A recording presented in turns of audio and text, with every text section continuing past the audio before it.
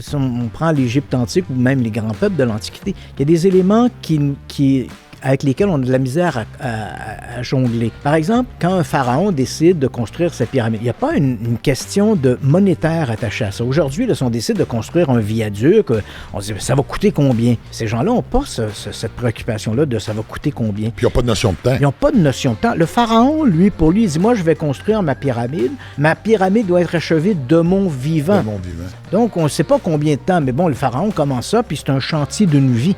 Les gens qui construisent, ce ne sont pas des esclaves. On a longtemps cru, par exemple, que les constructeurs des pyramides, les ouvriers étaient des esclaves, ce qu'ils ne le sont pas. Ce sont des ouvriers. Certains, ils sont payés, hein, ils travaillent sur le chantier. Ils sont logés, ils sont nourris. Hein, ils peuvent continuer à rester dans le village, mais dans le village, ça va être la famine. Et ensuite de ça, les Égyptiens, on le découvre, les archéologues le découvrent tous les jours. C'est des gens qui étaient très ingénieux.